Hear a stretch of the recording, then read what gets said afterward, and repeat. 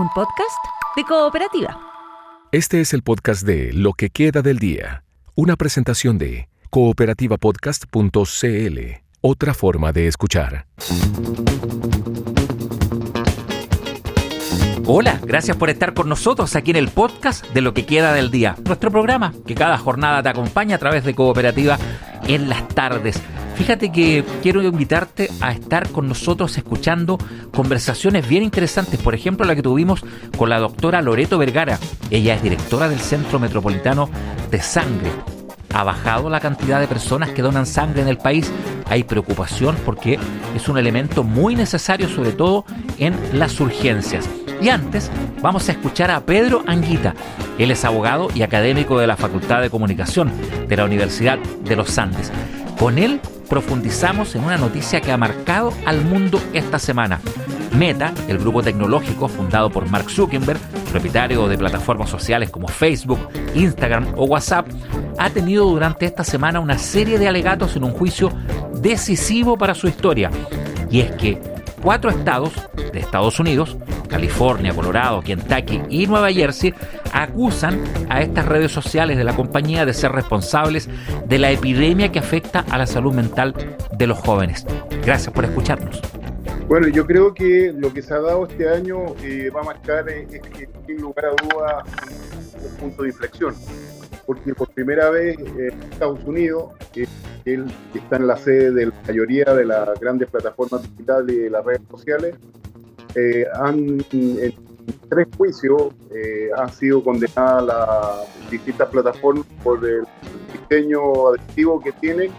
Y esto yo creo que si es que en Estados Unidos es el país donde tienen sede estas plataformas, empiezan a aplicarle sanciones y a decirle el cambio de diseño de las redes sociales, me parece que es el primer punto de la cual van a venir grandes transformaciones para la industria.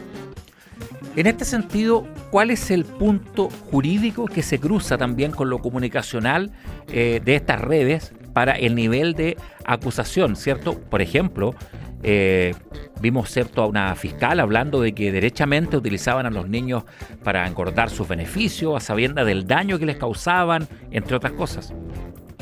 Sí, aquí lo que cambió la estrategia legal de muchas instituciones en Estados Unidos, entre ellas los estados. Hay que pensar que en Estados Unidos, como se sabe, existen 50 estados más el estado libre de Puerto Rico, y fiscales generales, que suelen ser como los que persiguen, digamos, el incumplimiento de la ley, en una demanda conjunta de 29 fiscales generales y en otros estados también se añadieron otros tantos estados, es decir, prácticamente casi todos los estados de la Unión han presentado estas demandas. Y no solamente los fiscales, sino también hay miles de demandas en Estados Unidos de personas individuales que se quejan de que los hijos de niños pequeños han tenido problemas de trastorno de la personalidad, de problemas de bullying, es decir, la cantidad de efectos negativos que produce el uso ilimitado de las redes sociales está provocando, no solamente en Estados Unidos, sino hay que pensar también que en Chile y en todas partes, digamos, donde estas empresas tecnológicas no tienen ningún tipo de límite. Y yo creo que se unieron los fiscales generales, más en Estados Unidos existen los SLED, que se llaman distritos educacionales, que son los que administran los distintos establecimientos y colegios públicos, y ellos también se quejan que han tenido que gastar enormes cantidades de plata para hacer frente a la adicción de los menores de edad y los cambios conductuales que están teniendo, entre otros violencia y una cantidad de problemas, digamos, bastante graves. Entonces están los estados, están las personas individuales y están también los distritos escolares unidos, digamos, para poder regular por fin, digamos, después de tanto tiempo, estas plataformas. Yo creo que no se trata de estar en contra de la tecnología, sino, y lo han dicho todas las demandas, sino el diseño adictivo que tienen estas plataformas, que ese fue el gran cambio de estrategia legal que empezaron a tener los demandantes, porque antes lo que hacían simplemente eran demandar a las plataformas por los contenidos que terceros subían a las distintas plataformas. Se supone que Facebook, Instagram, TikTok, las mismas empresas no generan ningún tipo de contenido, sino son terceros que lo suben. Y esto se asilaban, se defendían diciendo, mira, aquí está la primera enmienda, la cual nos protege y nosotros no somos los responsables, nosotros solamente somos meras plataformas. Bueno, hoy día todas las demandas que se han fallado este año han sido, el objetivo ha sido apuntar al diseño adictivo, no al contenido, y eso los tribunales de justicia en Estados Unidos le están dando la razón. Además, claro, hacen ver que el caso no va contra los mensajes publicados en las redes, sino que entregan antecedentes, pruebas que obviamente la justicia seguirá ponderando, en cuanto a que Meta tenía investigaciones para ver con qué frecuencia menores de edad tienen experiencias negativas, incluso traumáticas, y aún así, sabiendo lo que pensaban los niños o lo que generaba, utilizaron estas estrategias en las plataformas. Efectivamente, como tú dices, sobre todo Meta y TikTok, que son como las dos plataformas más populares en los menores de edad, las mismas empresas tenían informes, estudios acerca de la adicción que estaba provocando y el daño que le estaba provocando a su usuario. Y esto se ha ido conociendo ya hace varios años a través de testimonios de ex empleados. Muchos empleados de Facebook, el último salió un libro que salió el año pasado, en la cual una persona que tenía un alto cargo dentro de Facebook dice, bueno, yo aquí me fui de esta empresa porque ignoraban las alertas que nosotros mismos nos habíamos dado sobre el tema de la adicción. Y no hicieron nada porque lo único que le importa a la empresa es mantener a la gente cautiva, a los menores de edad, bueno, también a los adultos, el mayor tiempo posible. Esto en el fondo no es solamente con respecto a los menores de edad, sino también a los adultos. Hoy día, donde caminemos, donde vamos, está la gente mirando en los paraderos de micro, en las estaciones de metro, en las micros, en todos los lugares, incluso manejando. Yo siempre me doy cuenta de que hay gente que maneja y justamente a la vez está mandando mensajes, y no solamente hablando por teléfono a manos libres, que es una cuestión que uno podría decir que también distrae, pero la gente ve su celular, ve sus mensajes, ve sus redes sociales cuando está manejando, y es un peligro que es como bastante grande. Entonces yo creo que, claro, los mayores de edad deberíamos tener más autocontrol, tenemos mayor resistencia, mayor inteligencia desarrollada para poder darnos cuenta el tiempo que gastamos en las plataformas, pero un niño chico, digamos, tiene menos armas, y por eso estas plataformas lo que apuntan es a los consumidores del futuro, que son los niños de hoy día y adultos mañana. ¿Qué tal está la situación en Chile jurídicamente, también con lo que la ley considera cierto respecto a las comunicaciones, así como se sienta en Estados Unidos, cierto, la primera enmienda, otros factores, en fin? ¿Cómo está la situación acá? ¿Cómo está el contexto? A ver, aquí en Chile se han presentado, yo estoy haciendo un estudio sobre el proyecto de ley que se han presentado sobre las distintas mociones parlamentarias que intentan ya limitar el uso de teléfonos celulares por la vía de exigir una edad mínima. Ahora, en Chile dimos el primer paso, que fue producto, digamos, de un acuerdo. Se habían presentado varios proyectos de ley desde el año 2019, pero recién en febrero de este año, en Chile se prohíbe el uso de los teléfonos celulares en establecimientos de educación parvularia, básica y media, y eso yo creo que es un gran paso. Sin embargo, bueno, la pregunta es, ¿y qué pasa con el resto del día? El resto del día, según un estudio que salió publicado hace un par de semanas atrás de la OECD, Chile es el país que encabeza el consumo de exposición a las pantallas de niños de 15 años de edad. El promedio son 6,4 horas. Y piensa tú que de las 24 horas del día, 8 dormimos, descansamos, 8 los estudiantes más o menos van al colegio, en el trayecto de ida y vuelta, y prácticamente en el fondo 6,4 horas es el tercio, digamos, del día, que deberían, no sé, hacer deporte, jugar, estudiar, hacer alguna actividad recreativa, física, y nuestros niños, digamos, por lo menos los de 15 años, de acuerdo a este estudio, están, digamos, mirando la pantalla. Yo creo que esto es un asunto grave, y yo creo que el gobierno del presidente Kast se dio cuenta de este fenómeno porque anunció en el mes de mayo un programa un plan que se llama Entornos Digitales Protegidos, en la cual se va a designar una mesa técnica y se van a orientar, me imagino, un proyecto de ley, o va a fusionar los proyectos de ley que hoy día están tramitando en el Congreso Nacional, pero yo creo que hay que tomar al toro por las astas, porque me parece que esto es un asunto grave y que, bueno, en todas partes del mundo hay alarma y hay una ola significativa. Francia ya dictó una ley, Australia. El tema también va a ser que la ley a veces no soluciona todo, porque lo que pasa dentro de una casa, si hay padres que le dan un teléfono celular y dejan que el hijo viva y duerma, digamos, con un teléfono celular al lado, bueno, es poco lo que puede hacer el Estado, pero yo creo que hay que hacer una campaña de difusión y socializar este problema, que me parece que tiene bastante gravedad para los niños, para los estudiantes y adultos del futuro. Redes sociales, derecho, comunicación, todo en juego en esta conversación con Pedro Anguita, abogado y académico de la Facultad de Comunicación de la Universidad de los Andes. Muchas gracias, Pedro, y que tengas un buen fin de semana. Muchas gracias a ti, Rafael, y encantado de hablar de este tema que me apasiona, porque te ha tomado el sentido urgente. Gracias. Adiós. Estás escuchando el podcast de Lo que queda del día, una presentación de cooperativapodcast.cl. Una preocupación que se ha acentuado en el último tiempo desde el punto de vista de su importancia para la salud de las personas es la baja en las donaciones de sangre. ¿Por qué es relevante donar sangre? ¿De qué manera se hace este trabajo en el país? ¿Has pensado hacerlo? ¿No encuentras los caminos? Parte de lo que vamos a conversar aquí en Lo que queda del día con la doctora Loreto Vergara, directora del Centro Metropolitano de Sangre. ¿Cómo está, doctora Vergara? Bienvenida a Lo que queda del día aquí en Cooperativa. Hola, muy buenas tardes, Rafael.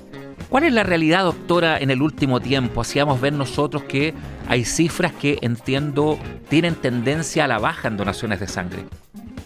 Claro, porque mira, hay dos como cosas importantes que entender antes de para empezar a conversar. Primero que nada, somos malos donantes. Y esto se puede, considerar evaluando que la tasa de donación por 1.000 habitantes en nuestro país al año pasado es de un 19,8 por 1.000. 19 personas por cada 1.000 habitantes. Cuando en países de medicina de la misma complejidad o complejidad similar, debieran tener sobre 30. Y de hecho el Ministerio de Salud ha propuesto como un indicador de gestión esta cifra, este indicador, porque estamos bajo lo que necesitamos. También se puede medir viendo cuánto somos capaces nosotros de responder cuando nos piden desde los hospitales, que es lo que llamamos nosotros la satisfacción de demanda. Y ahí también notamos que permanentemente tenemos que estar restringiendo porque las donaciones no dan cuenta del consumo transfusional que tienen los hospitales. Así que esos son como cifras que en el fondo plasman el déficit que habitualmente tenemos. Y puntualmente este último tiempo, sí, efectivamente, con todos los frentes que hemos tenido, los frentes de mal tiempo, qué sé yo, donde el mismo gobierno estuvo llamando a que la población no se moviera. No sé si recuerdan, durante varios eventos climáticos se indicaba a la población que no había que salir. Entonces, bueno, eso también nos afectó a nosotros. Y, sin embargo, las transfusiones se mantuvieron, sobre todo en los hospitales grandes. Entonces, todo eso hizo que las donaciones sean insuficientes.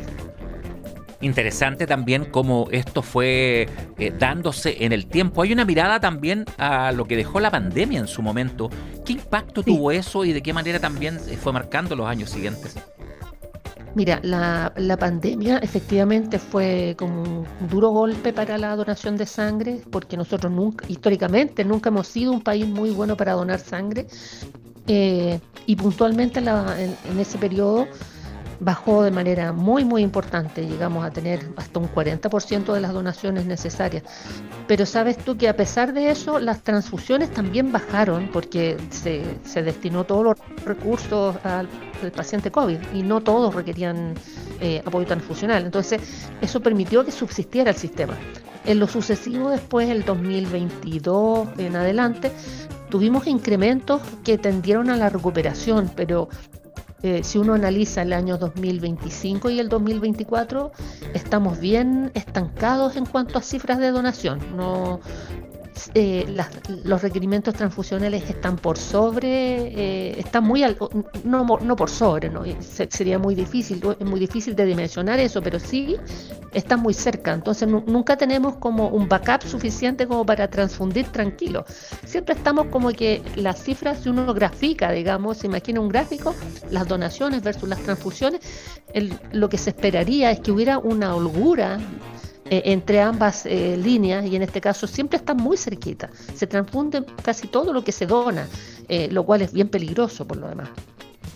Estamos conversando a propósito de la donación de sangre, aquí en Lo que queda del día en Cooperativa, con la doctora Loreto Vergara, directora del Centro Metropolitano de Sangre. Con las cifras actuales, doctora, ¿qué llamado se le ha hecho a las personas? ¿Hacia dónde se puede apuntar? ¿Por qué cree usted que también se da esto de ser malos donantes? ¿Hay cierta comodidad? ¿No se conoce mucho del tema? ¿Habrá algún temor a algo?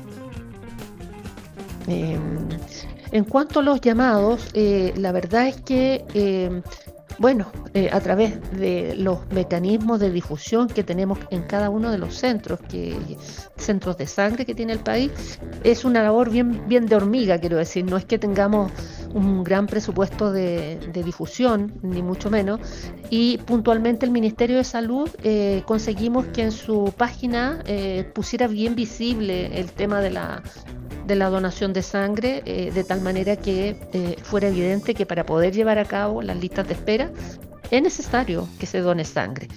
Eso es como lo más concreto.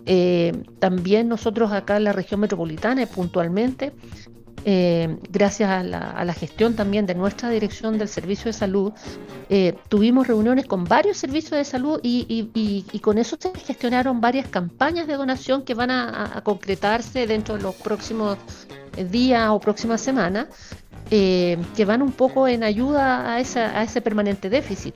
Ahora, de las causas por las cuales somos malos donantes, yo creo que, se han hecho estudios en el pasado, hace más de 10 años se hizo el último estudio grande acá en Santiago, y no se ha vuelto a analizar. Probablemente la gente ya no es la misma. Y puntualmente hay un estudio que no tiene que ver con la donación, pero sí refleja, yo creo, lo que puede estar afectándonos, que hizo la Universidad Católica, no sé de qué facultad, no recuerdo, pero planteaban un estudio de alrededor de 200 alumnos que había una tendencia al sálvese quien pueda, una especie de egoísmo, digamos, de mirar para sí mismo, no pensar en hacer bien a los demás, sino que en cómo me salvo yo, que es una cultura, digamos, probablemente relacionada con la pandemia, que eso, fíjate, cuando vimos esos estudios, cuando se comentaron en los medios de comunicación, nos hace mucho sentido lo que escuchamos todos los días en nuestras campañas de donación.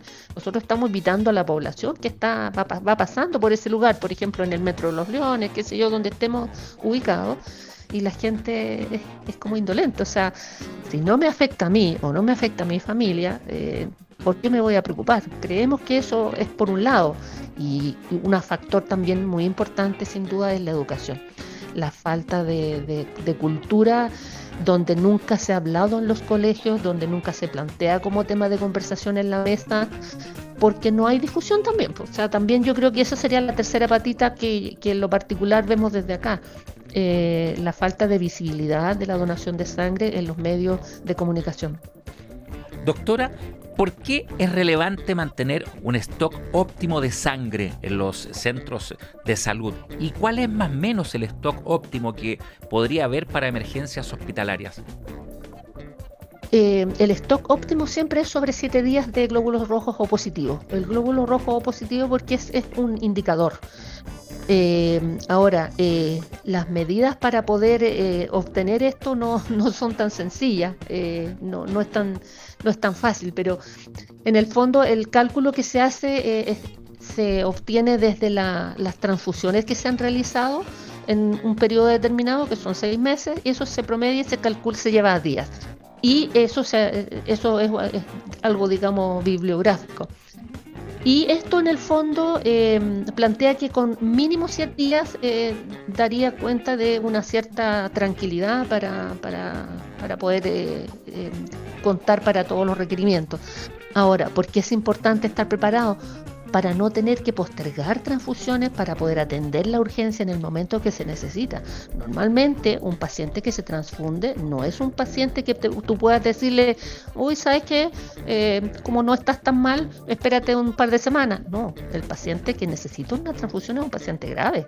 El paciente que llegó politraumatizado, por un accidente de tránsito, es el paciente que va a un trasplante hepático, es el paciente que está con una hemorragia severa, gastrointestinal o en un parto. Entonces son situaciones que requieren de apoyo inmediato o urgente en menos de 1 hora. Entonces, para que los establecimientos hospitalarios cuenten con un stock suficiente, necesariamente tienen que producirse las donaciones antes. Nosotros demoramos alrededor de 8 horas en que una vez obtenidas las unidades de los donantes de sangre, las procesamos, las fraccionamos, las almacenamos a las temperaturas que se necesitan y luego las despachamos. Entonces, no es tan inmediato y nunca va a ser la sangre del familiar, ¿cierto? O del padre, que sé yo, del amigo, el que tú vas a recibir, es el de un desconocido. A propósito de la donación de sangre, para quienes nos están escuchando, no está de más recordar que, por ejemplo, en Instagram pueden ver la cuenta @donasangresantiago, @donasangresantiago, con más información. También en www.donasangre.minsal.cl, donasangre.minsal.cl. Doctora Loreto Vergara, respecto a la donación voluntaria y regular, si una persona cumple los requisitos y desea donar regularmente sangre, ¿cada cuánto tiempo lo puede hacer? ¿De qué manera sería lo óptimo? ¿Dónde poder inscribirse incluso para que quizás le recuerden cuando llegue ese plazo y pueda así estar donando sangre? En el caso de los donantes a repetición, las mujeres donamos 3 veces en el año, cada 4 meses, y en el caso de los varones lo pueden hacer cada 3 meses. Y normalmente en los lugares donde se realizan estas colaboraciones, digamos, ya sea el centro de sangre, la casa del donante o cualquiera de los hospitales que atienden donantes y trabajan en red, tenemos sistemas, digamos, de contactabilidad en donde les vamos a estar recordando, ya sea por correo o por una llamada, que ya le toca, ya pasaron los 3 meses, ya pasaron los 4 meses para volver a donar. Así entonces se puede ir dando esto. Ahora, no está de más también despejar cualquier duda que haya. Esto no genera ningún problema en la salud de las personas. Está todo, ¿cierto?, claramente definido, estipulado los requisitos, que los vamos a repasar también, que hay de peso, de edad, en fin. No hay ningún problema en ese sentido en ser, ¿cierto?, un donante permanente, por decirlo de alguna manera. En el caso de los hombres, nos desea usted cada 3 meses y las mujeres cada 4 meses. Bueno, así es, y tanto es así que en el fondo cada cierto tiempo salen historias, ¿cierto?, de personas donantes que han colaborado de manera frecuente, periódica en su vida y que tienen el mérito, el gran mérito de haber salvado muchísimas vidas, porque si uno saca las cuentas, ¿cierto?, si por cada donación tú salvas la vida de 3 personas, imagínate si lo haces 3 veces o 4 veces en el año, eso se multiplica la cantidad de vidas que tú puedes estar ayudando. Y efectivamente, lo que tiene que ver con la recuperación del volumen que se extrae, es decir, el líquido que se extrae en una donación, se recupera en las 12 a 24 horas siguientes, y lo que tiene que ver con los elementos figurados, es decir, más bien los glóbulos rojos, en 2 meses ya tu médula ósea ha recuperado los valores iniciales. Y siempre se da un tiempo adicional para que la persona tenga buenas depósitos de fierro. Así que sí, efectivamente no es una situación que provoque daño, y de hecho hay estudios que indican que incluso protegería de algunos tipos de cánceres de sangre, digamos, de leucemia específicamente. Es la doctora Loreto Vergara, directora del Centro Metropolitano de Sangre. Aprovechamos de repasar algunos requisitos. Por ejemplo, si quieres donar sangre, tener entre 18 y 65 años, portar tu cédula de identidad para aquello, pesar más de 50 kilos, dormir al menos 5 horas en la noche previa a la donación. Y es importante también mencionar que no pueden ser donantes aquellas personas que en los últimos 6 meses hayan realizado tatuajes, piercing colonoscopía, endoscopía o una sesión de acupuntura. Datos que en todo caso puedes estar revisando permanentemente ahí en @donasangresantiago en Instagram. Doctora Vergara, ¿cómo se puede acercar a algún lugar físico, por ejemplo la casa del donante, en el cual personas interesadas puedan querer registrarse y quizás estar precisamente convirtiéndose en donantes?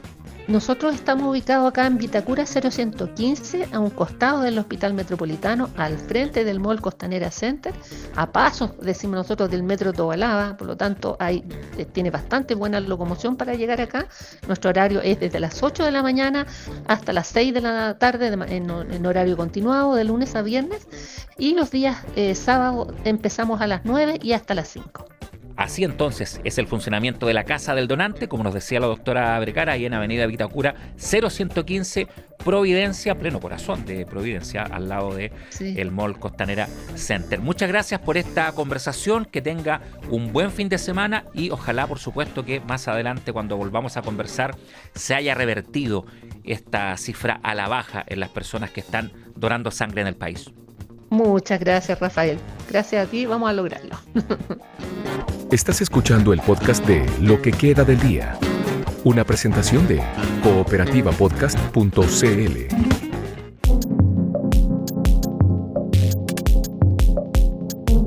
El cambio climático está elevando el riesgo de enfermedades transmitidas por mosquitos.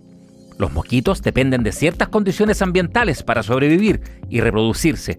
Su ciclo vital solo se completa cuando la temperatura y la humedad superan ciertos umbrales, y cualquier variación puede limitar o favorecer su presencia en distintas regiones.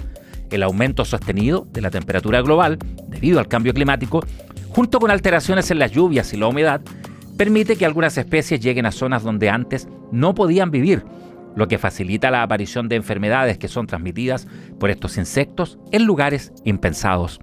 El Día Mundial del Mosquito puso en foco cómo la expansión de estos vectores modifica el riesgo sanitario a escala global.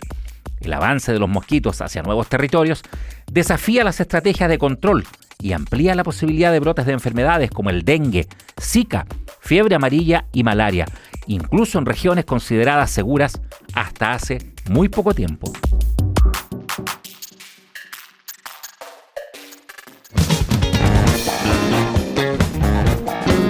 Aquí termina el podcast de Lo que queda del día. Lo escuchas en vivo de lunes a viernes desde las 5 de la tarde en Radio Cooperativa y todos los días en cooperativapodcast.cl.